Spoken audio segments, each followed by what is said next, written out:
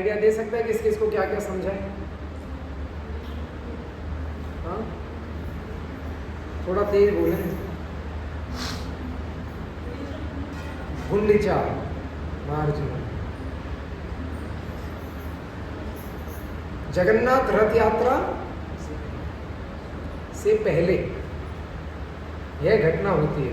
जगन्नाथ पुरी का नाम लेते हैं तो हमारे सामने केवल दो चीजें आती हैं, जगन्नाथ भगवान और जगन्नाथ रथ यात्रा। और ब्रह्म मध्व गौड़ीय संप्रदाय जिसमें हम सभी लोग भक्ति करने का जो एक प्रयास कर रहे हैं या भक्त बनने का प्रयास कर रहे हैं, उनके जीवन में या इस संप्रदाय में जो और महत्वपूर्ण घटना है वह कौन सी है? गुंडीचा मार्जनम। तो आने वाली 15 तारीख को गुंडीचा मार्जनम उत्सव है, जो कि गीता ज्ञान मंदिर में तो पोस्टर लगा हुआ है, वहाँ पर सेलिब्रेट कर रहे हैं। यदि यहाँ भी भक्त चाहें तो आप गीता ज्ञान मंदिर पहुंचकर उत्सव में शामिल हो सकते हैं, या यहाँ भी हम लोग गुंडीचा मार्जनम का प्रैक्टिस या उसको हम दोहरा सकते हैं सभी भक्तों के बीच में। पर उस मार्जनम को करने से पहले हमारे संप्रदाय की, वैष्णवों की और स्वयं चैतन्य महाप्रभु की क्या भाव है उसको हमें सीखना जरूरी है।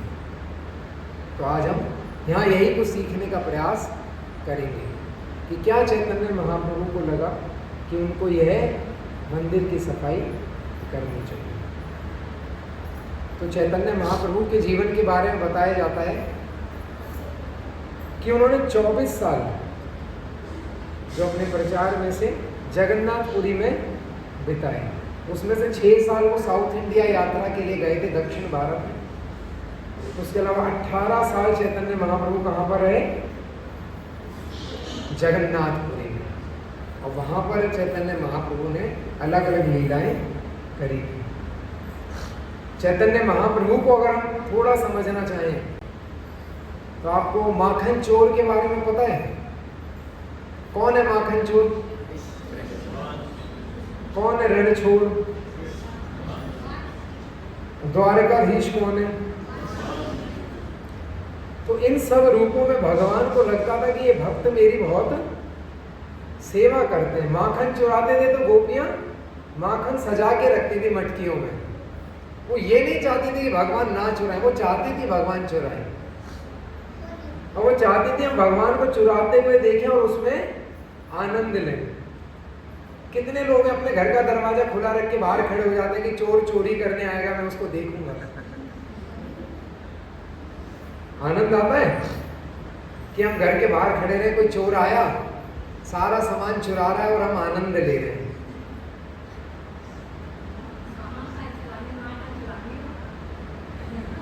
जो भी चुराए तो आनंद नहीं आता ना वहां पे, पर गोपियों को आनंद आ रहा था।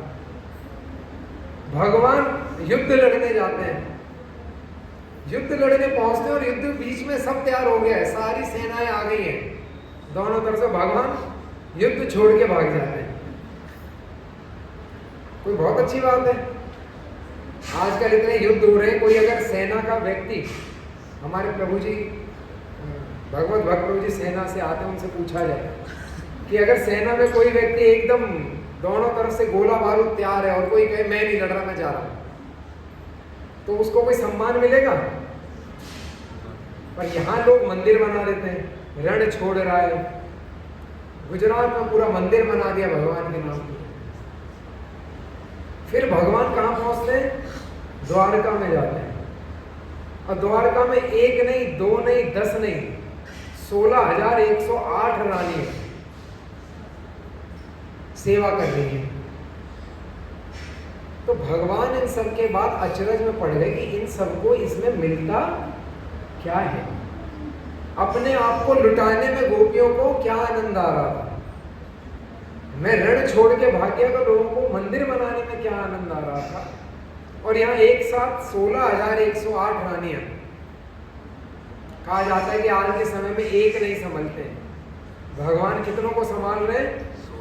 16,108 को। उनको क्या आनंद आ रहा।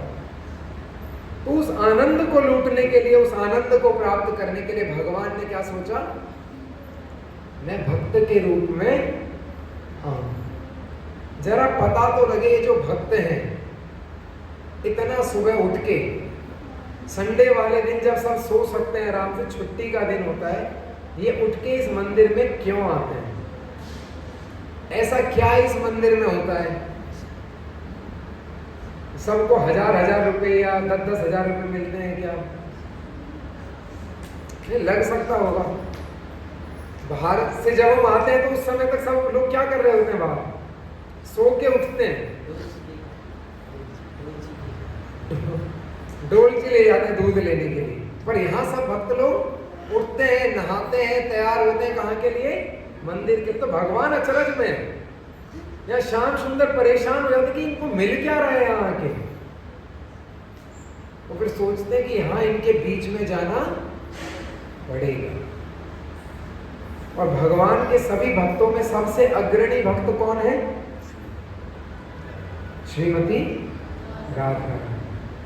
तो भगवान ने कहा कि सबसे आगे यही है, तो सबसे ज्यादा मेहनत करी, चलो इनका भाव मैं लेता। तो भगवान ने भाव लिया श्रीमती राधा रानी, कांति ली श्रीमती राधा रानी। कांति मतलब भगवान का रंग। शास्त्रों में बताया जाता है जब भगवान आते हैं तो अलग अलग रंगों में आ रहे थे। श्री राम भगवान का बताया जाता है कुछ हरा सा रंग होता है, कृष्ण भगवान का श्याम रंग, और महाप्रभु का स्वर्णिम रंग, गोल्डन। कलयुग में सबसे इंपॉर्टेंट चीज क्या है, गोल्ड। पहले नहीं समझते थे पर अब आज सब समझने लग गए। हाय राम 1 साल पहले खरीद लेता तो कितना अच्छा होता, माला माल हो जाते हैं ना। कोई बात नहीं, यहाँ स्वयं चैतन्य महाप्रभु गोल्डन रूप में हमारे बीच में आए हैं, और केवल क्या पता करने के लिए कि इन भक्तों को भक्ति में क्या मजा आता है। तो जब चैतन्य महाप्रभु इस धरातल पर थे तो उन्होंने ऐसा नहीं करा कि भक्त बन गए तो आराम करा, नहीं, खुद भगवान ने भक्त बनकर सेवा करी। प्रभुपाद जी क्या कहते हैं, इस्कॉन मतलब प्रचार, सेवा, प्रचार ही सवाल है। तो चैतन्य महाप्रभु भी प्रचार पे जाते हैं। दक्षिण भारत गए तो एक बार चैतन्य महाप्रभु दक्षिण भारत से होते हुए वापस जगन्नाथपुरी आते हैं। तो हम लोग अभी कहां पर बैठे हैं, जगन्नाथपुरी में। हम लोग सब अब जगन्नाथपुरी पहुंच चुके हैं। तो जगन्नाथपुरी में अब कौन आए हैं, श्री चैतन्य महाप्रभु वापस आए साउथ इंडिया यात्रा से। और इसकी खबर किसे मिल गई, अलीगढ़ वालों को और बंगाल के भक्तों को। तो सब मिलके कहाँ पहुंचे, जगन्नाथपुरी पहुंचे कि हमारे भगवान आ रहे हैं, तो क्यों ना हम सब पहुंचे जगन्नाथपुरी। तो इतना भीड़ वहाँ जगन्नाथपुरी पहुंची कि वहाँ के जो राजा थे प्रताप रुद्र, वो देख के हैरान हो गए। और वो अपने जो पुरोहित हैं सार्वभौम भट्टाचार्य, उनसे कहते हैं कि सार्वभौम ये कौन है, ये कौन लोग हैं जो अचानक से यहाँ पर पुरी में आकर इतनी भीड़ के साथ, इतने हर्षोल्लास के साथ उत्सव मना रहे हैं। उत्सव तो अभी कुछ दिन बाद आने वाला है, ये कौन है। तो सार्वभौम भट्टाचार्य सबको पहचानते थे कि ऐसा नहीं है पहली बार सब भक्त आए थे। भक्त हर साल जगन्नाथपुरी की यात्रा में चैतन्य महाप्रभु से मिलने आते थे। तो सार्वभौम भट्टाचार्य खड़े होकर बताते हैं कि ये अद्वैत आचार्य हैं, ये नित्यानंद महाप्रभु हैं, ये श्रीवास पंडित हैं। और वे बताते बताते कहते हैं कि इन सब के लिए एक ही वर्ड काफी है। ये सब कौन है, चैतन्य महाप्रभु के अनुयायी हैं। ये सब चैतन्य के अनुयायी हैं जो चैतन्य महाप्रभु की शिक्षाओं पे अपने जीवन को चला रहे हैं। हम किसके अनुयायी हैं, चैतन्य महाप्रभु। हम सब चैतन्य महाप्रभु के अनुयायी। तो हमें पता होना चाहिए ना अनुयायी है तो करना क्या है। तो चैतन्य महाप्रभु का अनुयायी कौन है, हाथ नहीं खड़ा करना, आज बताना है कि उसके क्या लक्षण है। चैतन्य महाप्रभु के जो अनुयायी हैं वो अपना जीवन, वो अपना चरित्र और वह अपना व्यवहार किसके अनुरूप बनाते हैं? चैतन्य महाप्रभु। क्या क्या चीज हमें बदलनी होगी? अपना चरित्र, अपना पूरा जीवन और अपना व्यवहार। जब इन तीन चीजों पे हम कार्य करते हैं तब हम बनते हैं चैतन्य महाप्रभु के अनुयायी। और उस समय जब चैतन्य महाप्रभु के अनुयायी कीर्तन कर रहे थे तो प्रताप रुद्र महाराज सार्वभौम भट्टाचार्य से कहते हैं कि सार्वभौम ये कौन कीर्तन कर रहे हैं? ऐसा कीर्तन मैंने अपने पूरे जीवन में नहीं सुना, इतना सुंदर कीर्तन। तो श्रील प्रभुपाद जी श्लोक के तात्पर्य में लिखते हैं कि प्रताप रुद्र कोई नॉर्मल व्यक्ति नहीं थे जो रेडियो पे चला के कीर्तन सुनते थे या यूट्यूब खोल के कीर्तन सुनते थे। प्रताप रुद्र महाराज थे, उड़ीसा के राजा थे, किंग थे। तो उनकी सेवा में जो बेस्ट कीर्तनिया होता था, जो बेस्ट कीर्तनिया होता था उनको उनकी सेवा में बिठाया जाता था और वो उनके लिए कौन क्या करता था? कीर्तन का गान करता था। पर वो प्रताप रुद्र महाराज आज भक्तों का कीर्तन सुन के कह रहे थे ऐसा कीर्तन मैंने पहले कभी नहीं सुना। तो प्रभुपाद जी कहते हैं कि जब भक्तों का चरित्र, जब भक्तों का जीवन और जब भक्तों का व्यवहार चैतन्य महाप्रभु की सेवा के अनुरूप होता है तो उनका जीवन किससे भरता है? उनका जीवन समर्पण और सेवा से भर जाता है। और ऐसे भक्त जब कीर्तन करते हैं तो उस कीर्तन का प्रभाव अद्भुत होता है।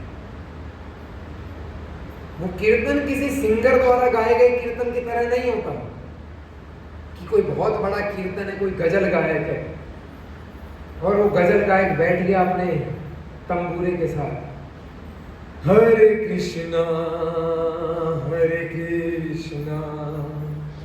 कृष्ण कृष्णा हरे हरे हरे राम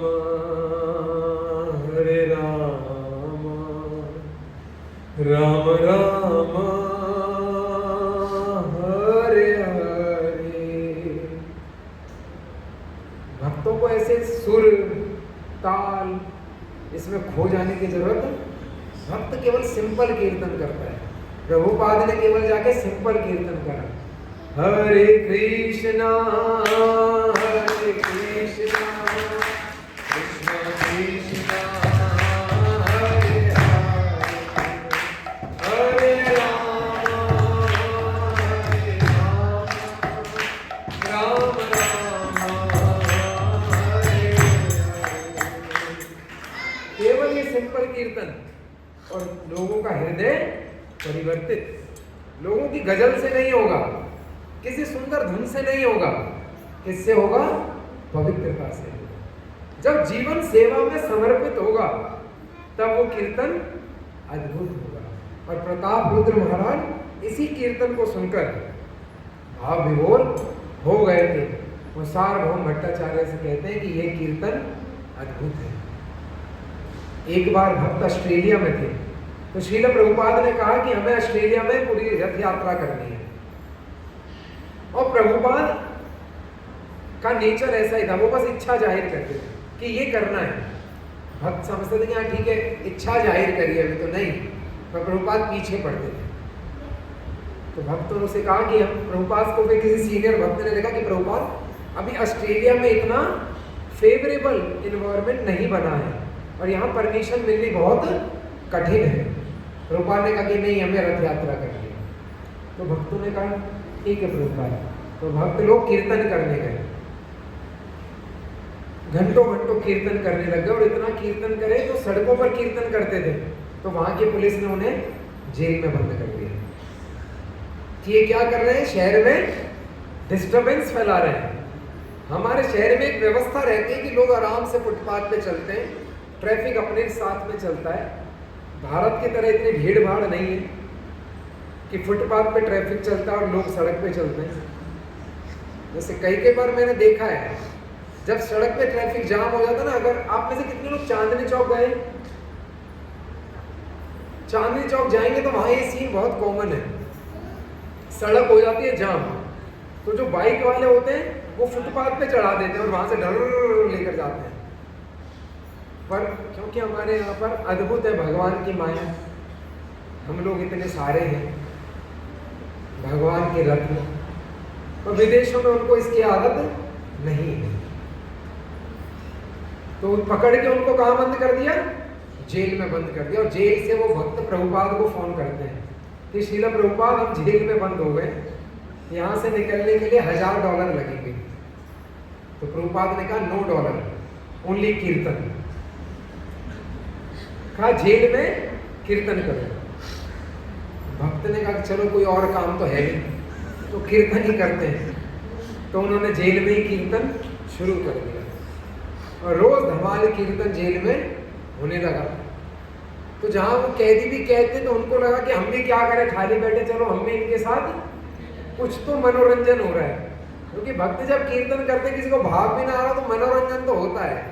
कोई कूद रहा है, कोई गा रहा है, कभी ट्यून स्लो हो गई, कभी तेज हो गई, और तेज हो गई, फिर स्लो हो गई, तो इसमें एक मनोरंजन होता है। जेल के कैदी उनके साथ मिल गए और कुछ समय बाद तो जेल के गार्ड थे, वो भी उनके साथ हरे कृष्णा को एंजॉय करने लगे। तो एक दिन जेल का सुपरिटेंडेंट आता है और जेल का गार्ड उसको बोलता है हरि बोल। तो जेल का सुपरिटेंडेंट कहता है कि ये कुछ सही नहीं हो रहा। तो वो अपने सीनियर से कहता है कि ये लोग कुछ ज्यादा ही खतरनाक है, ये बीमारी कहीं अंदर ना फैल जाए। तो वो भक्तों को बुला के कहते हैं कि आज हम तुमको रिहा कर रहे हैं। भक्त परेशान हो जाते हैं कि इतना अच्छा प्रोग्राम तो बाहर नहीं चल रहा था जितना अंदर चल रहा है। क्राउड को भागने का मौका नहीं है, सब अंदर बंद है, सब कीर्तन कर रहे हैं, सब लेक्चर सुन रहे हैं, तो बाहर क्यों जाना है? तो भक्त अब जेलर से बोलते हैं हमें बाहर नहीं जाना, पैसे तो भरे नहीं, क्यों भेज रहे हो? कहते नहीं, तुम बाहर से ज्यादा अंदर खतरनाक हो रहे हो, तो बाहर निकलो। तो भक्तों को उन्होंने बाहर भेजा। तो हमें पता लगता है कि श्रील प्रभुपाद जी ने भक्तों को केवल प्रोत्साहित करा केवल एक कार्य के लिए, हरिनाम संकीर्तन। केवल कीर्तन करो, कीर्तन करो। कीर्तन से ही हमारी खुद की शुद्धि होगी और पूरे वातावरण की शुद्धि होगी और भगवान के नाम का प्रचार होगा। चैतन्य महाप्रभु कहते हैं जब इस लीला को शुरू करते हैं कि ये किस प्रकार है, चैतन्य महाप्रभु की शिक्षाओं पर आधारित है। चेतो दर्पण मार्ग। सार्वभौम भट्टाचार्य प्रताप रुद्र महाराज को समझाते हुए एक और कथन कहते हैं, ये श्लोक आता है, भट्टाचार्य कही यही मधुर वचन, चैतन्य सृष्टि से प्रेम संकीर्तन। यह हरिनाम साधारण नहीं है, यह अद्भुत है, ये महामंत्र है। क्योंकि किसने दिया है? श्री चैतन्य महाप्रभु ने।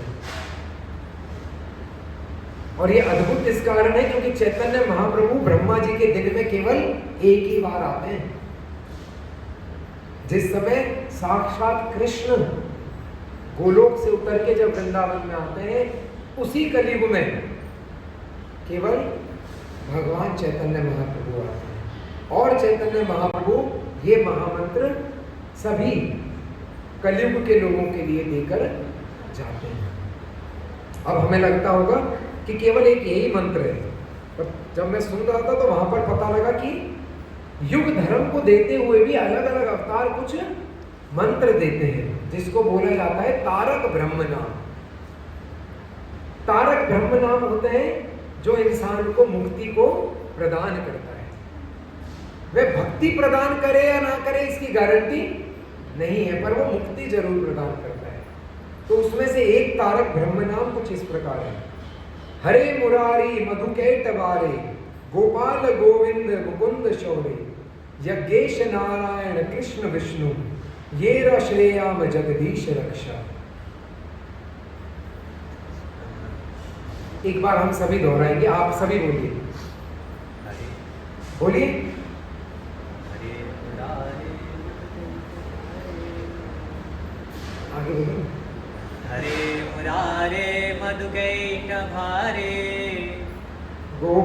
बाल गोविंद मुकुंद शौर्य, यज्ञेश नारायण कृष्ण विष्णु, ये राशेयाम जगदीश रक्षा।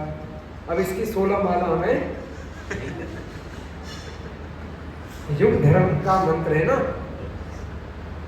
ये एक तारक ब्रह्म नाम है, ये एक नाम है जो किसी एक युग में किसी एक युग अवतार ने दिया होगा मुक्ति के लिए। पर सोचिए हम कितने सौभाग्यशाली हैं कि हम उस युग में आए हैं जिसमें चैतन्य महाप्रभु साक्षात आए थे, और हमारे तारण के लिए, हमारी भक्ति के लिए चैतन्य महाप्रभु ने कौन सा मंत्र दिया? हरे कृष्णा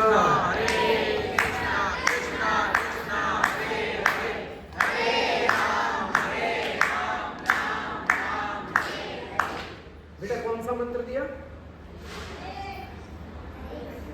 बोलो पूरा मंत्र,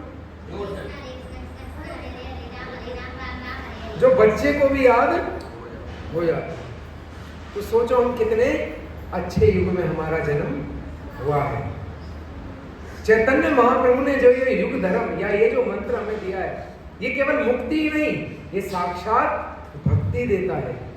केवल भक्ति ही नहीं, ये साक्षात कृष्ण प्रेम की प्राप्ति करवाता है। हम जब कलयुग में रहते हैं तो हम रोज अपने जीवन को कोसते हैं, रोज नहीं, महीने में एक बार, महीने में नहीं तो 6 महीने में, 6 महीने नहीं तो साल में तो एक बार बोल ही देते हैं कि ये कहाँ जन्म मिल गया। बहुत परेशानी है, बहुत दुख मेरे जीवन में है। ऐसा होता है कि नहीं होता?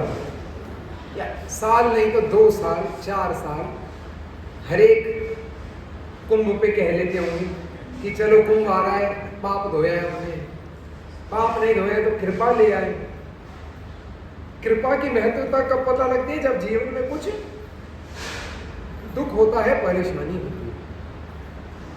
तो एक बार उद्धव महाराज कहते हैं, ताप्तेन्य भातस्य घोरे संतप्यमानस्य भगवादजीषु, पश्यामि नान्यक्षमन्तवाङ्घ्रि द्वन्द्वात् यत्र अमृताभिवर्षा। उद्धव जी कहते हैं कि भगवान, ये जो कलयुग है अग्नि के समान ताप से भरा हुआ है। अग्नि कैसी होती है? शीतल। ताप और शीतल में फर्क समझते हैं? जैसे अभी कहीं पर अगर हवन हो रहा हो तो उसके पास बैठ पाएंगे? क्या लगता है? ताप लगती है। तो उद्धव जी कहते हैं कि भगवान, ये जो कलयुग है ये ताप की तरह, जैसे मैं पिछली बार प्रभु जी के साथ चर्चा कर रहा था, जो भट्टी का काम होता है उसमें ऐसी ताप होती है कि जो काम करने वाले जो व्यक्ति रहते हैं बहुत ज़्यादा गर्मी हो जाती है। तो पता है कितने समय में काम करना होता है उन्हें? रात को 1 या 2 बजे उठ के काम करते हैं। तो सोचिए कितना परिश्रम होता है जीवन में। इसी परिश्रम को उद्धव जी वहां पर बता रहे हैं कि भगवान, ये जो कलयुग है ऐसे ताप से भरा हुआ है, और हम में से हर एक कोई, उद्धव जी कहते हैं खुद मैं इस ताप से व्याकुल हूं, परेशान हूं। पर इन सब के बीच में एक ही आशा है। वो क्या आशा है? पश्यामि नान्यक्षमन्तवाङ्घ्रि, आपके चरण कमल। आपके चरण कमल की जो शीतलता है वो एकमात्र मेरे जीवन में आशा है, जिससे मैं इस ताप को सहन करता हूँ। और आपके चरण कमल केवल इस ताप को रोकते नहीं है, वो क्या करते हैं? द्वन्द्वात् यत्र अमृताभिवर्षा, वो प्रेम रूपी अमृत की वर्षा करते हैं। अगर कुछ दिनों पहले अलीगढ़ में कैसा माहौल था? अच्छा लग रहा था ना सबको? बारिश हो रही थी।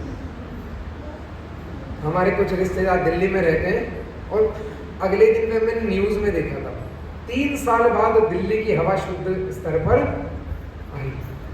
तो वहाँ के लोग बड़े खुश थे कि चलो हमें शुद्ध हवा में सांस लेने का मौका मिला। पर अगले ही दिन फिर दोबारा से तो किसकी कृपा से? भगवान की कृपा से 3 दिन तक लगातार बारिश यहाँ पर भी हो रही थी। तो यहाँ पर भी मौसम कैसा हो गया था? एकदम सुहावना। तो एक बार श्रील प्रभुपाद मैक्सिको में थे, वहां पर वातावरण कुछ इस प्रकार का, भारत की तरह एक्सट्रीम हीट या कोल्ड नहीं होता, पर वातावरण इस प्रकार का है कि मच्छर रहते हैं। तो एक भक्त प्रभुपाद की सेवा कर रहे थे, तो जब प्रभुपाद की सेवा कर रहे थे उस भक्त को मच्छर काट रहे थे और वो मच्छर प्रभुपाद जी को काट नहीं रहे थे। तो भक्त हैरान, तो भक्त प्रभुपाद जी से कहता है कि प्रभुपाद, मच्छरों को भी पता है कि कौन शुद्ध भक्त है और कौन शुद्ध भक्त नहीं। देखो ये मच्छर हमें काट रहे हैं पर आपको नहीं काटते। तो प्रभुपाद कहते हैं कि मैक्सिको के मच्छर इतने समझदार होंगे पर भारत के मच्छर इतने समझदार नहीं, वो सबको बराबर काटते हैं। तो इसी प्रकार एक बार प्रभुपाद जी मायापुर में थे, तो यहाँ पर एक भक्त फिर से प्रभुपाद जी से कहता है कि प्रभुपाद जी यहाँ पर मच्छर बहुत हैं, क्या भगवत धाम में भी मच्छर होते हैं? प्रभुपाद जी ने कहा कि भगवत धाम में मच्छर होते हैं कि नहीं होते ये तो नहीं पता, पर अगर वहां मच्छर होते हैं तो वो भी क्या करते हैं? केवल हरि नाम ही करते हैं। अभी आज तुम यहाँ पर हो तो क्या करो? हरे कृष्ण कृष्ण कृष्ण हरे हरे, हरे राम राम राम हरे।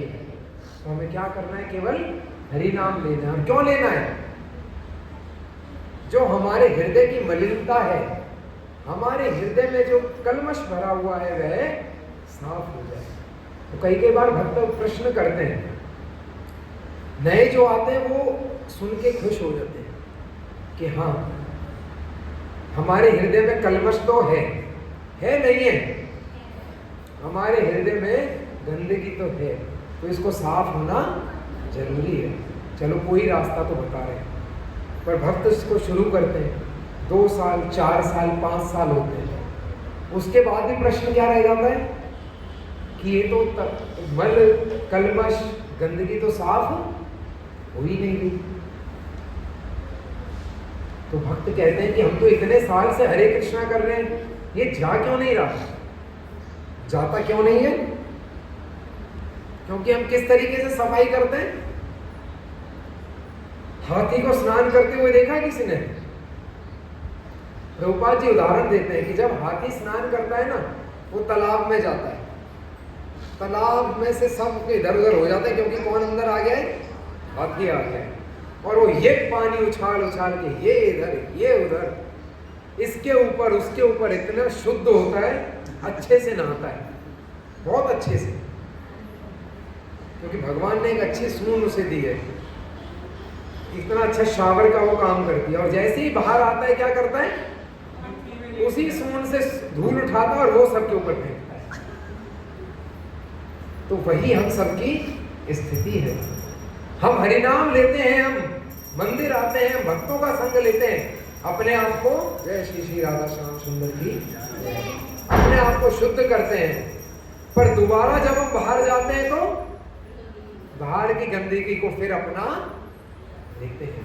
इसके लिए चैतन्य महाप्रभु कहते थे भक्त को इससे परेशान होने की आवश्यकता नहीं है, बल्कि दृढ़ होना चाहिए कि एक दिन वह जरूर आएगा जब मेरे हृदय का कलमश साफ होगा, हम होंगे कामयाब, एक दिन होगी हरे कृष्ण कीर्तन चारों ओर। तो चैतन्य महाप्रभु इसको एक और लाइन कहते हैं कि भक्त को समझना पड़ेगा कि केवल वो अपने दम पर इस साफ सफाई को नहीं कर सकता। जैसे वैष्णव बोलते हैं, एकाकी अमार नहीं पाए बर हरि नाम संकीर्तना, तुम्हें कृपा करी श्रद्धा बिंदु दिया, देहो कृष्णा नाम धन। भक्त को इस बात का ध्यान रखना होगा, एकाकी अमार, अकेले में ये कार्य नहीं कर सकता। उत्साह के साथ भक्तों के बीच में रहकर ये कार्य हो सकता है। अगर किसी को लगता है कि वो हरे कृष्णा महामंत्र को ले ले और जंगल में जाकर अपनी तपस्या शुरू कर दे और वह भगवत प्राप्ति कर लेगा, तो यह असंभव है। उसको भक्तों के बीच में रहकर ही वह कृपा प्राप्त होगी, जिससे भगवान के ऊपर उसकी श्रद्धा मजबूत होगी, उसका विश्वास अटूट होगा और भगवान के प्रेम के प्रति उसकी वासना, उसकी आसक्ति बढ़ेगी। चैतन्य महाप्रभु ने इस चीज को प्रदर्शित करने के लिए ये लीला का प्रदर्शन करा। तो अब हम लेक्चर को शुरू करते हैं। यहां से चैतन्य महाप्रभु अब अपनी गुंडीचा लीला को शुरू करते हैं। जब चैतन्य महाप्रभु दक्षिण भारत से आते हैं तो वे काशी विश्वनाथ सार्वभौम भट्टाचार्य से परमिशन मांगते हैं कि मैं क्या करना चाहता हूँ, गुंडीचा मंदिर की साफ सफाई करना चाहता हूँ। और केवल वो ये नहीं कहते कि मैं अकेला करूंगा इसे, कि अरे ये सब ऐसे ही भक्त हैं, इनको आता ही नहीं है साफ सफाई करना, यहां से छोड़ देंगे वहां से छोड़ देंगे, कोई बताओ, मंदिर में एक दिन में अकेला रहूंगा और सारा मंदिर चमका के दिखाऊंगा। चैतन्य महाप्रभु ने ऐसा नहीं कहा। चैतन्य महाप्रभु ने कहा कि जाओ और क्या लेकर आओ, झाड़ू, चुनाव चिन्ह नहीं, असली वाली झाड़ू। चैतन्य महाप्रभु ने कहा झाड़ू लेकर आओ, तो सौयों हजारों झाड़ू आई, हजारों सौयों मटके आए, किसके लिए? साफ सफाई के लिए। चैतन्य महाप्रभु कहते थे कि अगर भक्त के जीवन में कुछ भी अगर उत्सव हो रहा है, कुछ भी घटना हो रही है, तो उसको कैसे सेलिब्रेट करना चाहिए? ग्रैंड। भक्त के जीवन में उत्साह हमेशा बने रहना चाहिए। क्या है तुम में स्किल है, उसको करने का गुण है या नहीं है, इससे प्रभाव नहीं पड़ता। प्रभाव किससे पड़ता है कि आप में सेवा करने का उत्साह है या नहीं। उत्साह है पर स्किल नहीं है, तो चैतन्य महाप्रभु कहते हैं कोई नहीं, भक्तों के बीच में रहोगे तो स्किल की जरूरत नहीं है, सब मिलके सेवा को करोगे तो पारंगत होने की आवश्यकता नहीं है। हमें पारंगत नहीं होना, हमें परंपरा में रहकर सेवा को करना है और हर एक सेवा के लिए उत्साहित रहना है। तो काशी मिश्र चैतन्य महाप्रभु से कहते हैं कि भगवान, ये साफ सफाई की सेवा आपके लिए नहीं है, आप स्वयं भगवान हैं। भगवान ने कहा कि नहीं, चैतन्य महाप्रभु भाव में रहकर सेवाओं को किया करते। चैतन्य महाप्रभु को क्या भाव था? श्रीमती राधा रानी। तो जैसे आज मैंने आपसे कहा कि हम लोग कहां से कहां जा रहे हैं, ये पुस्तक हम लोग हर संडे ये पुस्तक को पढ़ते थे, जो है श्रीमद् भगवद गीता, जो कहां बोली गई थी? कुरुक्षेत्र में। पर आज हम कुरुक्षेत्र से चल के कहां बैठे हुए हैं? जगन्नाथपुरी में। और हम अकेले नहीं हैं, यहाँ पर हमें कोई और भी यहाँ पर हमारे साथ में जुड़ने वाला है, और वह कौन है? श्रीमती राधा रानी। श्रीमती राधा रानी और स्वयं वृंदावन के लोग कुरुक्षेत्र जाते हैं भगवान के दर्शन करने के लिए। और जब श्रीमती राधा रानी कृष्ण को देखती हैं स्वर्णिम अलंकारों से सुसज्जित, एक अनोखी पोशाक पहने हुए, सर पे पगड़ी, किंग की तरह की पगड़ी पहनी हुई है, चारों तरफ हाथी घोड़ों से घिरे हुए हैं, तो उनको देखकर श्रीमती राधा रानी कहती हैं, वृंदावन गोवर्धन जमुना कुलीन वन संगे कुंजे रासधिका लीला से ब्रजे ब्रज जन माता पिता बंधुगण बड़ा चित्र के मने वासलीला।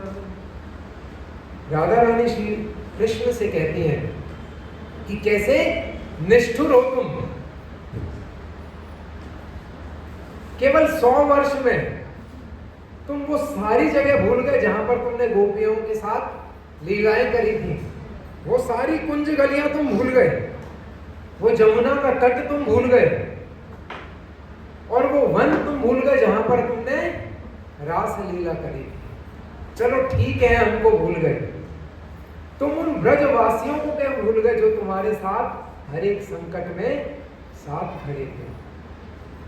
चलो ठीक है, तुम उन्हें भी भूल गए, तुम उन माता पिता को कैसे भूल सकते हो जिन्होंने तुम्हारा लालन पालन कराई? कृष्ण, तुम तो बड़े विचित्र हो।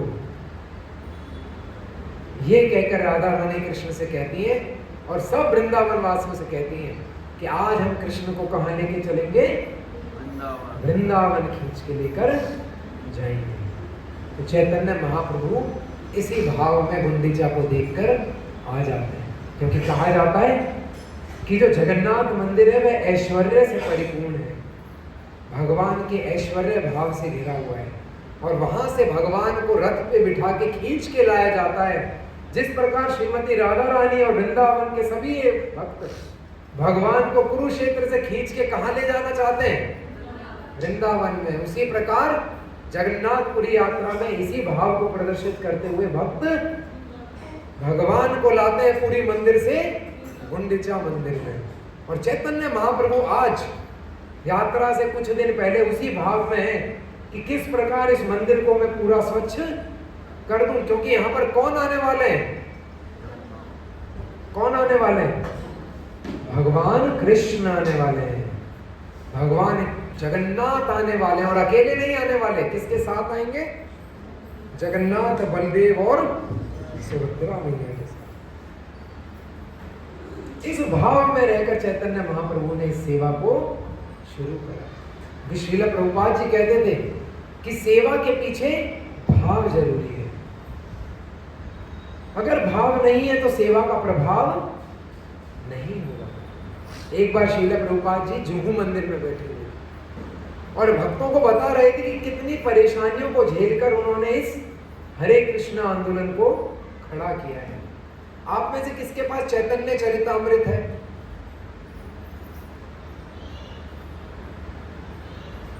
चैतन्य चरितामृत आपको कैसे मिली? चैतन्य चरितामृत कोई बता सकता है?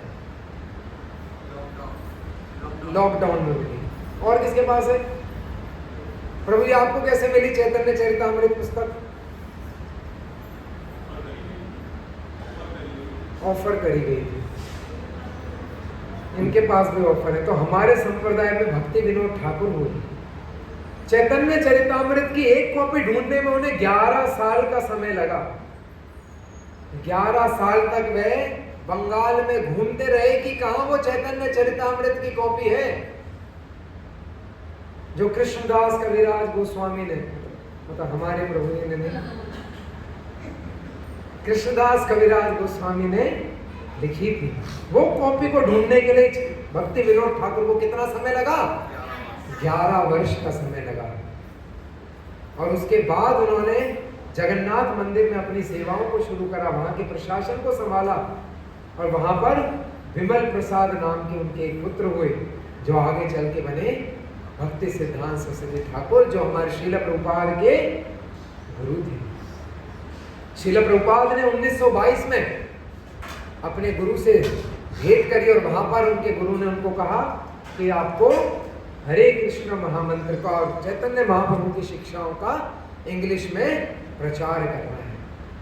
कभी 1922 में। 1933 में श्रील प्रभुपाद ने भक्ति सिद्धांत सरस्वती ठाकुर महाराज से दीक्षा प्राप्त करी। 1944 में श्रील प्रभुपाद ने अपनी पहली सेवा back to Godhead magazine का प्रकाशन शुरू करा। कहां पे पता है आपको? चांदनी चौक। तो चांदनी चौक एक बहुत ही विशेष स्थान है जो इस्कॉन से जुड़े हुए उनके लिए। वहां पर हमारे श्रील प्रभुपाद ने सड़क पे खड़े होकर भूखे पेट बिना कुछ खाए पिए जितना पैसा होता था उससे किताब छपवाते थे और किताब बांटते थे, खुद ही लिखते थे, खुद ही छपवाते थे और खुद ही बांटते थे।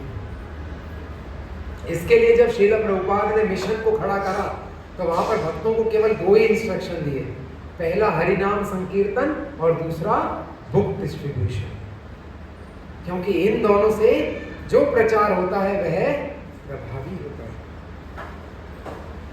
तो श्रील प्रभुपाद जी इन सब बातों को अलग अलग बिजनेसमैन को बता रहे हैं। तो वहीं पर ही एक बिजनेसमैन एंटर करते हैं और श्रील प्रभुपाद से मजाक में कहते हैं कि प्रभुपाद जी आप हमें बिजनेसमैन कह रहे हो, आपसे बड़ा बिजनेसमैन कौन है? आप अमेरिका गए थे केवल 40 रुपए लेकर, और आज 5-6 साल में इस्कॉन की अगर सारी संपत्तियों को, उस समय 5-6 साल बाद जब ये मीटिंग हो रही थी, इस्कॉन की सारी संपत्तियों को जोड़ देंगे तो कम से कम 40 से 50 करोड़ की हो जाएंगी। तो आपने तो 40 रुपए को 40 से 50 करोड़ बना दिया, आपसे बड़ा बिजनेसमैन कौन है? तो श्रील प्रभुपाद ने कहा कि तुम मेरे बिजनेस को ज्वाइन कर लो। तो भक्त बोले नहीं नहीं प्रभुपाद, हम बाहर से ही अच्छा योग करेंगे। श्रील प्रभुपाद ने उनको कहा कि आ जाओ, हमारी तरह सन्यासी हो जाओ। तो ऐसे थे हमारे श्रील प्रभुपाद, जो लोगों को किस प्रकार से सेवा में जोड़ना है उसमें बहुत ही चतुर थे। फिर से हम चैतन्य महाप्रभु के साथ चलते हैं। चैतन्य महाप्रभु जब गुंडीचा मंदिर में सेवा करते हुए मग्न थे, और वह किसके प्रति आसक्त थे? भगवान के प्रेम के प्रति। पर उसमें वहां पर भक्त ऐसे नहीं देख रहे थे कि किसको कौन सी सेवा मिल रही है, कि अरे अरे मैं तो उस मंडप की सेवा करूंगा जहां पर जगन्नाथ बलदेव सुभद्रा मैया को आके बिठाया जाएगा, मैं उस सेक्शन को साफ करूंगा। नहीं, चैतन्य महाप्रभु ने कहा जो सेक्शन जिसको दिख रहा है वहां पर जाकर सेवा को शुरू कर दो। और भक्तों को उत्साहित करने के लिए चैतन्य महाप्रभु ने एक बहुत अजीब बात कही। प्रभु कहे एकत करी आछा समार्जन, वर्ण धूले देखी लाई जाई वे परिश्रम। चैतन्य महाप्रभु भक्तों से क्या कहते हैं कि अब मैं तुम्हें टारगेट देता हूं। कैसा टारगेट देता हूं? कि सब लोग क्या करने आए हो? साफ सफाई करने आए हो। तो जिसका मिट्टी का ढेर सबसे ऊंचा होगा उसका पता लगेगा इसने सबसे ज्यादा सेवा करी है, तो जाओ शुरू हो जाओ। तो प्रभुपाद जी लिखते हैं कि जब हमें सेवा को करवाना होता है तो हमें, चैतन्य महाप्रभु यहां पर कहते हैं भक्तों से कि कृष्ण कैसे हैं? भावग्राही। भावग्राही का मतलब पता है कि केवल भाव से भगवान को पूज दो, भगवान उसमें खुश हो जाएंगे। चैतन्य महाप्रभु कहते हैं पर मैं तुम्हें क्या दे रहा हूं? टारगेट दे रहा हूं कि ये तो तुम्हें करना है। तो कभी कभी हम भक्त लोग परेशान हो जाते हैं कि जब हम मंदिरों में आते हैं, मंदिरों में सेवा करते हैं, तो कुछ जो यहाँ पे सीनियर रहते हैं वो हमें टारगेट देते हैं कि प्रभु अभी क्या चल रहा है? बुक मैराथन चल रहा है, तो कम से कम हमारी इतनी पुस्तकों का वितरण होना चाहिए। कि प्रभु अभी जन्माष्टमी आने वाली है, तो जन्माष्टमी के लिए हमें दान कलेक्शन करना है, तो हमारा इतना दान कलेक्शन होना चाहिए। तो हम यहाँ बैठ के थोड़े संकोच में आ जाते हैं कि कैसे टारगेट दे रहे हैं, भगवान को क्या इन सब की जरूरत है? पर खुद हमारी परंपरा में ये आ रहा है। जब हमें मिशन को संभालना है, जब हमें किसी सेवा को करवाना है, तो उसका मार्गदर्शन जरूरी है। अगर यहाँ पर भक्त जुड़ जाएं और उनको कहें हमें प्रचार करना है, सब कहें हाँ हमें प्रचार करना है। क्या करना है हमें? क्या करना है हमें? हमें क्या करना है? हाँ बस हो गया प्रचार, अब बैठे रहो। ऐसे प्रचार हो जाएगा? सबको बताना पड़ेगा कि प्रचार कैसे करना है, कहां पर कैसे जाना है, किस भक्त को कैसे बात करनी है, ये सारे मार्गदर्शन जरूरी है। इसके लिए जब सेवाओं का वितरण हो, जब सेवा को करवाना हो और जब मिशन को आगे बढ़ाना हो, तो लक्ष्य का मार्गदर्शन और लक्ष्य को इंगित करना जरूरी होता है कि इस सेवा से हमें क्या प्राप्त करना है। अगर वह नहीं लिखाएंगे, बच्चे को कह दिया जाए बच्चे स्कूल जाना है, बच्चा दूसरे दिन कह रहा है क्यों जाना है, तो हम क्या कहते हैं कि बच्चे चल अभी तुझे क्या समझाऊं, स्कूल जाओगे तो तुम्हें क्या मिलेगी? टॉफी मिलेगी। तो बच्चा हाँ भविष्य उज्जवल है, जाता हूं। बच्चा थोड़ा और बड़ा हो जाता है, टॉफी से मुंह खत्म हो जाता है। अब कहते हैं अब मैं स्कूल क्यों जाऊं? तो माँ बाप कहते हैं कि बेटा बड़ा हो जाएगा तो अच्छी नौकरी मिलेगी, अच्छी नौकरी मिलेगी तो अच्छी छोकरी मिलेगी। फिर कहता है हाँ जाना जरूरी है, फिर से जाता है, फिर अच्छी नौकरी भी मिल जाती है और अच्छी छोकरी भी मिल जाती है, पर फिर भी परेशान हो जाता है। फिर याद आती है किसकी? कृष्ण की। तो हम फिर से आते हैं और परिश्रम करते हैं कि अब जीवन को हम आगे बढ़ाएं। तो यहां पर चैतन्य महाप्रभु भी भक्तों को कहते हैं कि जो जितनी ज्यादा सेवा करेगा उसका कैसे पता लगेगा? उसके मिट्टी के ढेर से। एक बार श्रीला प्रभुपाद वृंदावन में बैठे हुए थे और एक भक्त वहां पर बैठा हुआ भजन कर रहा होता है। तो प्रभुपाद जी उस भक्त से कहते हैं कि अब बहुत ज्यादा भजन हो गया, प्रचार करो। तो भक्त क्या कहते हैं? तो प्रभुपाद वृंदावन में बहुत आनंद आ रहा है। तो प्रभुपाद कहते हैं वृंदावन तुम्हारे आनंद के लिए नहीं है, वो कृष्ण के आनंद के लिए है। तुम्हारे लिए सेवा है और जाके प्रचार करो। वृंदावन किसके लिए? कृष्ण के लिए। तो कृष्ण को आनंद लेने दो। तुम्हारी सेवा क्या है? प्रचार की। फिर भक्त कहता है कि प्रभुपाद मैं तो बहुत बड़ी बड़ी जगह प्रचार कर आया हूं, मैं कहाँ जाके प्रचार करूं? प्रभुपाद कहते हैं कि जाओ श्रीलंका जाके प्रचार करो। तो भक्त कहते हैं श्रीलंका इतनी छोटी सी कंट्री, यहां जाके मैं क्या प्रचार करूंगा? तो प्रभुपाद कहते हैं जाओ पाकिस्तान जाओ। तो भक्त कहता है कि नहीं, श्रीलंका ही अच्छा है। तो श्रीलंका जाते हैं प्रचार करने के लिए। तो वहां श्रीलंका एक क्रिश्चियनिटी से भरी हुई कंट्री है, अलग बौद्धिज्म और क्रिश्चियनिटी का मिक्सचर वहां पर चलता है। तो वहां पे एक बहुत ही नास्तिक इंसान था जिसको जाकर उसने कुछ ही समय में उसको एक अच्छा भक्त बना दिया। तो वो भक्त प्रभुपाद जी को लिखता है कि प्रभुपाद मैं वहां वृंदावन में बैठा हुआ था और आपके इस मिशन में कुछ सहयोग दे पा रहा था कि नहीं दे पा रहा था पता नहीं, पर आपकी आज्ञा से, आपकी कृपा से मैं यहाँ पर आया हूँ और यहाँ पर प्रचार कार्य अब जोर से चल रहा है। तो यह केवल किसकी कृपा है? यह आपकी कृपा है, जिसके कारण मैं आज यहाँ पे इस हरि नाम का प्रचार करके आपके मिशन में कुछ सहयोग दे रहा हूँ।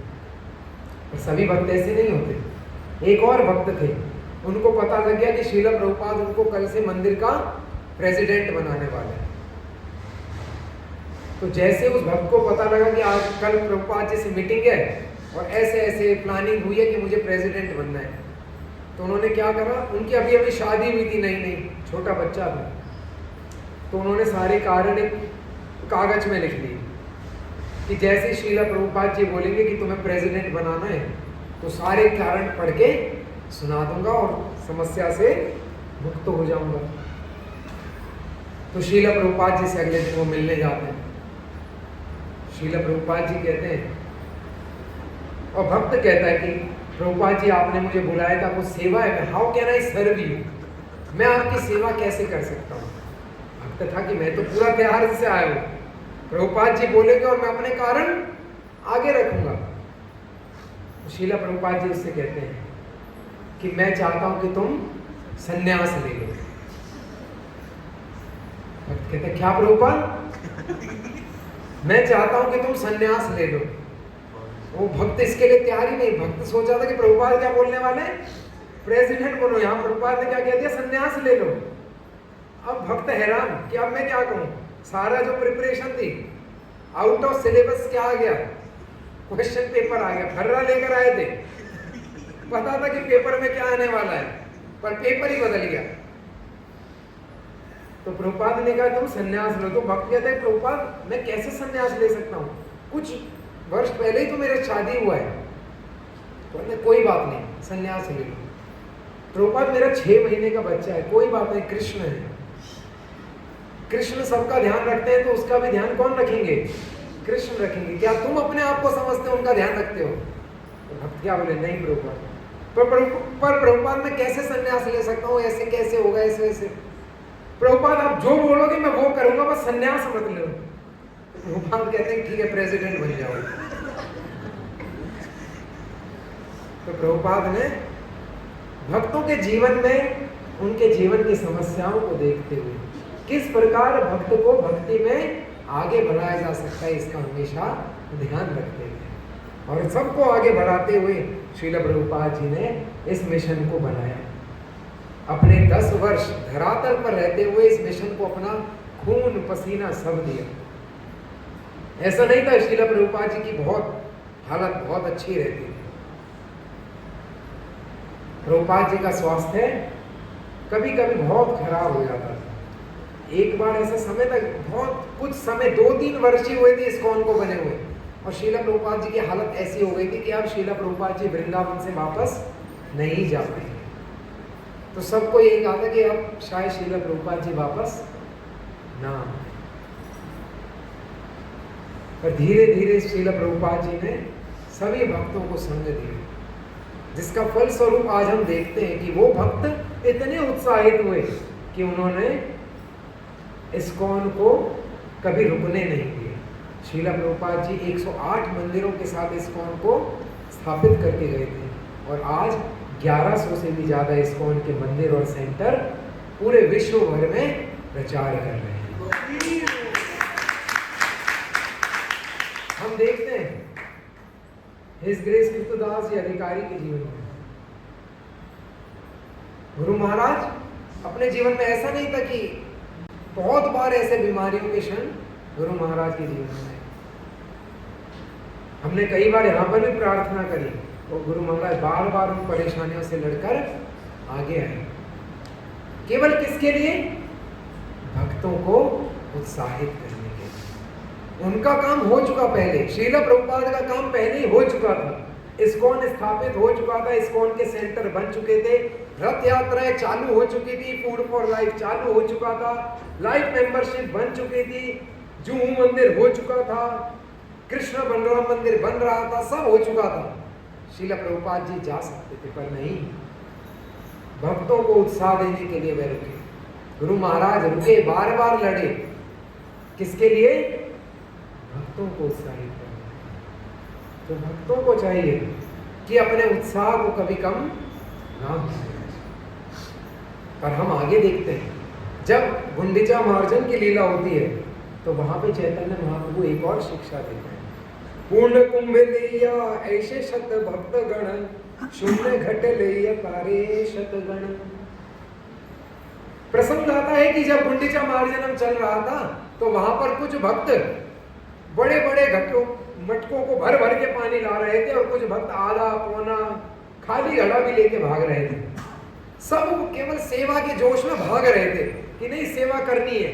जिसके हाथ में जो आया वो लेके भाग रहा था। वो ये नहीं देख रहा था उसका मटका ज्यादा भरा है, मेरा मटका कम भरा है, उसकी प्लेट में प्रसाद ज्यादा है और मुझे आज स्वीट कम मिली। जो प्रभु जी बांट रहे हैं वो मुझसे घृणा करते हैं, मेरे को गुलाब जामुन कम दिया। अपने जानने वाले को 2 दिए, मुझे कितने दिए? केवल रसी दे दिया, गुलाब जामुन भी नहीं दिया।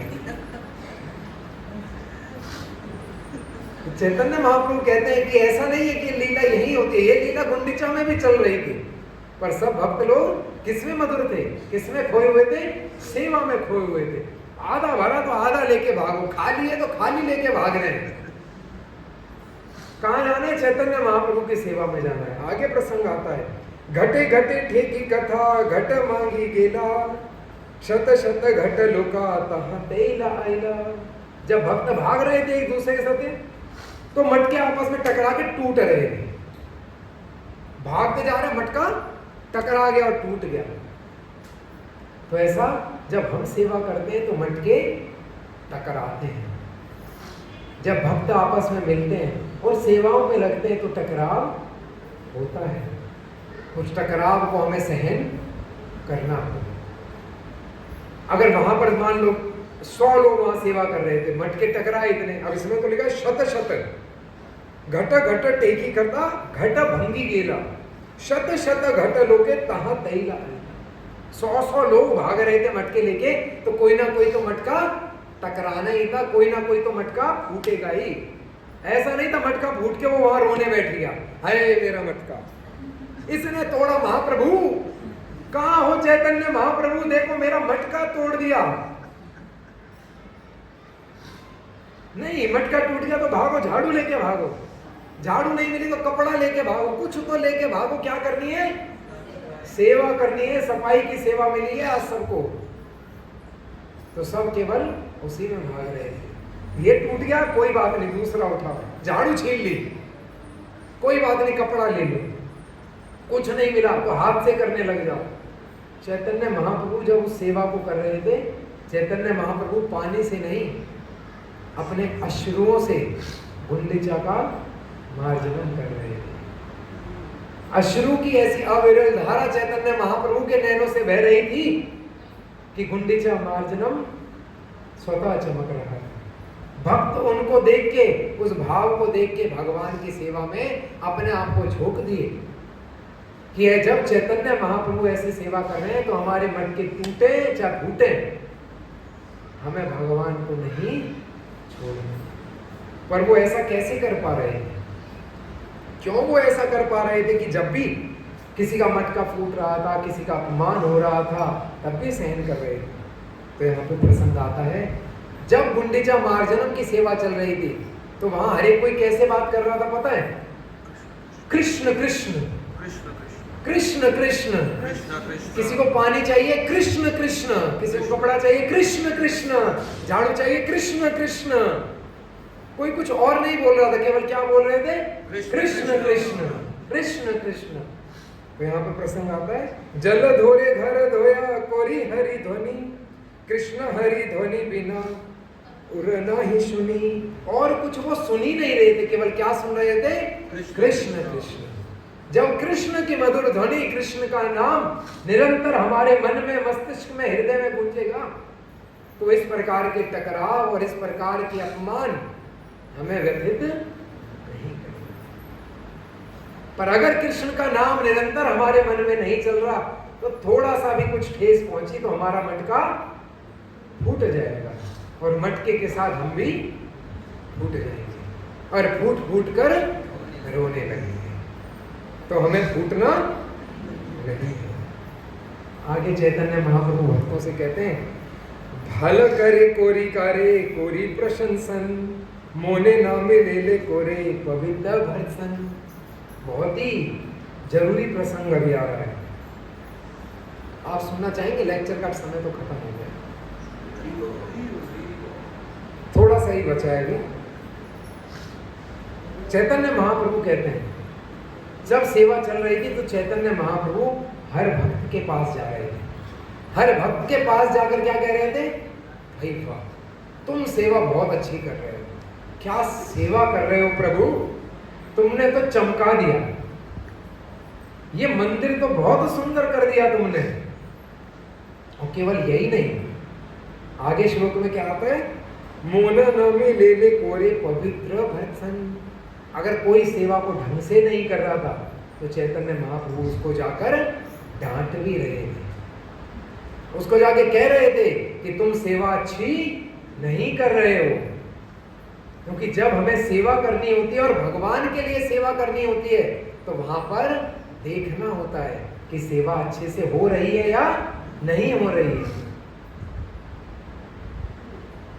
सेवा का भाव जरूरी है, पर वो सेवा अच्छे से होनी भी चाहिए। चैतन्य महाप्रभु हर एक भक्त के पास जाकर उनको फीडबैक दे रहे थे कि प्रभु सेवा बहुत अच्छी हो रही है, प्रभु सेवा अच्छी नहीं हो पा रही, सेवा को और अच्छे से करने की जरूरत है। तो ऐसा नहीं है कि हम लोग किसी को करेक्ट ना करें। यहां पर भत्सन वर्ड यूज हुआ है। भत्सना का मतलब समझते हैं? कितने लोग समझते हैं भत्सना मतलब क्या होता है? भत्सना मतलब किसी को डांट देना, फटकार देना। सोचते हैं, हमने सुना है कभी ऐसा? खुद चैतन्य महाप्रभु चैतन्य चरितामृत में लिखा जा रहा है, महाप्रभु भर्त्सना कर रहे हैं, पर कैसी? पवित्र भर्त्सना। कि किसी को डांटना भी है तो उसको इस प्रकार बताएं कि उसको समझ आए कि क्यों यह कार्य जो वे कर रहे हैं, या जो गलती से, या जो सेवा अच्छे से नहीं हो रही है, उससे कैसे सेवा प्रभावित होगी, कैसे ये मिशन प्रभावित होगा, और कैसे भगवान के इस नाम के प्रचार में अड़चन आ सकती है। जब फीडबैक देना हो तो वो इस तरीके से लिया जाए कि भक्त सेवा में रुके नहीं, वो सेवा में आगे बढ़ने का प्रयास करे। फीडबैक ऐसा ना हो कि उसको वहीं पर ही दबा दिया जाए, कि किसी की गलती दिख गई, अब उसके साथ जाकर उसको इतना बोल दो कि वो वहीं पर ही दबकर बैठ जाए। ऐसा नहीं। एक बार श्रील प्रभुपाद जी फॉरेन में थे, वहां पर एक भक्त मॉर्निंग वॉक पर श्रील प्रभुपाद जी के साथ जा रहे थे, तो भक्त को पीछे से दौड़ते हुए सब भक्तों ने देखा। एक भक्त पीछे से दौड़ के आ रहा था, प्रभुपाद प्रभुपाद प्रभुपाद बचाओ बचाओ, उसके पीछे कुत्ता पड़ गया। तो श्रील प्रभुपाद जी ने देखा कि इसके पीछे कुत्ता पड़ गया, तो अब सब लोग देखते हैं, अनुयायी कैसे होते हैं कि लीडर क्या करने वाला है, चलो देखते हैं, उसके लिए थोड़ा स्पेस बना देते हैं। तो सब भक्त थोड़ा साइड में हो गए, चलो प्रभुपाद जी क्या करते हैं देखते हैं। तो प्रभुपाद जी ने अपनी लाठी उठाई, थोड़ा सा झुके और कुत्ते की आंख में आंख डाल के बोला हट, तो कुत्ता वहीं डर गया। सब भक्त कह रहे क्या पावर है प्रभुपाद में। प्रभुपाद इंसानों को नहीं, जानवरों को भी कंट्रोल कर लेते हैं। तो ऐसे ही वही भक्त जिसके पीछे कुत्ता भाग रहा था, वो जयपुर में रोटियां बना रहा था, तो किचन में बंदर घुस आया, उसके हाथ में बेलन था, तो उसने सोचा कि भाई एवं परंपरा प्राप्ति, प्रभुपाद जी ने कैसे करा था, हे हट, तो उसने भी क्या करा, चलो मैं भी यही करता हूँ। तो बंदर को उन्होंने क्या करा, हे हट, और बंदर ने वहां से दूसरा पतीला उठा और फेंक के सर में मार दिया। शिव प्रभुपाद जी के साथ दौड़ा गया, श्रील प्रभुपाद जी ये क्या हुआ, आपने जब करा तो कुत्ता बैठ गया, और जब हमने करा तो बंदर मार गया, ये कैसे। श्रील प्रभुपाद जी कहते हैं कि केवल हमें भक्तों को कॉपी नहीं करना, उनकी शिक्षाओं को समझ के सेवा को करना। आप शुद्ध भक्तों को कॉपी करने का प्रयास करोगे, उनको एज इट इज एक्ट करने का प्रयास करोगे तो गलती हो सकती है। इसके लिए जब भी कोई सेवा करें, सीनियर भक्तों के परामर्श के बाद, उनसे सलाह करने के बाद उस सेवा को करें, तो वह सेवा अवश्य सफल होगी। तो आगे एक छोटी सी और घटना होती है। इसी गुंडीचा मार्जनम के बीच में एक भक्त क्या करता है, चैतन्य महाप्रभु के चरणों का अभिषेक करना शुरू कर देता है। सबके पास पानी तो होता है, और दूसरा भक्त उसी पानी को तुरंत पीना शुरू कर देता है। मतलब चरणामृत लाइव, मैच लाइव होता है ना, यहाँ चरणामृत लाइव चल रहा था। हम तो चरणामृत करते हैं, इकट्ठा होता है, बाद में सब में बढ़ता है। भक्त क्या कर रहे थे, चैतन्य महाप्रभु के चरण को धो रहे थे और सीधा पी रहे थे। चैतन्य महाप्रभु इससे बाह्य रूप से नाराज हो गए। वो स्वरूप दामोदर गोस्वामी को बोलते हैं, ये स्वरूप देखो अपने गौड़ियों को, ये क्या कर रहे हैं भगवान के श्री मंदिर में, ये मेरे मार्जन करके या मेरे चरणों का अभिषेक करके पी रहे हैं, घोर अपराध है, मेरे को इससे बहुत पीड़ा है। तो यहाँ श्रील प्रभुपाद जी कहते हैं कि चैतन्य महाप्रभु दो चीज बता रहे हैं। स्वरूप दामोदर गोस्वामी ने फिर आगे उन भक्तों को समझाया कि इस प्रकार का हमें अपराध नहीं करना चाहिए। उन्होंने बताया कि चैतन्य महाप्रभु बाह्य रूप से क्रोधित है, आंतरिक रूप से क्रोधित नहीं है। यह एक लीडर का कार्य होता है, यह एक मेंटर का यही कार्य होता है कि जब उस सेवा अच्छे से नहीं हो पाती है तो उसके लिए डांट पड़ती है, कहा जाता है अरे ये सेवा अच्छे से नहीं हुई। पर जो मेंटर होते हैं उनको गुरु का या सीनियर वैष्णवों का भाव को समझने की आवश्यकता है कि जो डांटा जा रहा है, जो फटकारा जा रहा है, वो किसके लिए जा रहा है, वो सेवा के लिए जा रहा है। जब वो किसी और को बताएं तो वो इस भाव को आगे रखें। जैसे स्वरूप दामोदर गोस्वामी ने उन भक्तों को कहा, चैतन्य महाप्रभु ने उन्हें कर दिया, अरे क्या कर रहे हो, तो भक्तों को क्या लगा रहे, हमने बहुत बड़ा पाप कर दिया। तो स्वरूप दामोदर गोस्वामी ने उन्हें समझाया कि नहीं, चैतन्य महाप्रभु बाह्य रूप से क्रोधित हैं, आंतरिक रूप से वो प्रसन्न है। श्रील प्रभुपाद जी इसके तात्पर्य में लिखते हैं कि यहाँ पर चैतन्य महाप्रभु ने एक और सिद्धांत स्थापित कर दिया कि हम सभी को, हम जो भक्ति करने का प्रयास कर रहे हैं, हम सभी को किसके पीछे लगा दिया? स्वरूप दामोदर गोस्वामी के पीछे। क्योंकि क्या कह के संबोधित करा? ए स्वरूप दामोदर गोस्वामी तुम्हारे गौड़िया। हम जितने भी गौड़िया भक्त हैं किसके पीछे हो गए? स्वरूप दामोदर गोस्वामी। तो इस प्रकार इस भावना से ओतप्रोत होकर सभी को साथ में लेकर भगवान अपने हृदय के समान उस गुंडीचा को साफ करते हैं और कहते हैं सभी भक्तों को गुंडीचा की तरह अपने हृदय को साफ करने की आवश्यकता है। जब हृदय हमारा साफ होगा, हृदय में कल्मश नहीं होंगे, तभी यहाँ पर किसका वास होगा? किसका वास होगा? कृष्ण का वास होगा। सोच हम किसका बोले? मेरी पत्नी का होगा कि मेरे पति का होगा कि मेरे बच्चों का होगा कि मेरी गर्लफ्रेंड का होगा? नहीं, हृदय में केवल एक ही जना वास कर सकते हैं और वह कौन है? कृष्ण। अगर किसी और को वास दे दिया तो वो हार्ट ब्रेक ही कर जाएगा। सुना है ना? हार्ट ब्रेक हो गया, ब्रेकअप हो गया। ब्रेक क्यों करवा रहे हो? हृदय में किसको रखो? कृष्ण को रखो, तो कभी हार्ट ब्रेक होगा ही नहीं। दिल के टुकड़े कभी नहीं आते। पर हृदय में किसको बिठाना होगा? कृष्ण को। और उनसे पहले हृदय को शुद्ध करना होगा, उसे साफ करना होगा, और उसका तरीका केवल एक ही है, हरे कृष्णा कृष्णा कृष्णा हरे हरे, हरे राम राम राम हरे हरे। तो हम कथा को यहीं पर ही विराम देंगे। आज से कुछ दिनों बाद, जैसे कथा के आरंभ में बताया था, 15 जुलाई को गुंडीचा मार्जनम की सेवा है। तो आप यहाँ मंदिर में कृष्णदास कविराज गोस्वामी प्रभु जो हमारे मंदिर में हैं, आप उनसे भी संपर्क कर सकते हैं कि कैसे यहाँ पर सेवाएं होंगी, या आप हरदुआगंज में जाकर सेवाएं कर सकते हैं, क्योंकि वहाँ पर रथ यात्रा है 16 तारीख को। हरि बोल। 16 तारीख को जगन्नाथ रथ यात्रा महामहोत्सव मनाया जा रहा है, जो कि रसिक टावर में हर साल की तरह रसिक टावर से चलेंगे और हरदोगंज गीता ज्ञान मंदिर तक वह रथ जाएगा। शाम को 4 बजे से आपको समय से पहुंचना है, ताकि भगवान को रथ पर आरूढ़ कर सकें और उनको वहां से हम खींचें। कैसे खींचेंगे? कैसे खींचेंगे भगवान को? रस्सी से नहीं, अपने भाव से खींचेंगे। और भाव कैसा होगा? श्रीमती राधा रानी जैसा, कि वृंदावन से, कुरुक्षेत्र से खींच के कहां पर लेकर जाना है भगवान को? वृंदावन लेकर जाना है। तो कौन कौन मदद करेगा श्रीमती राधा रानी की?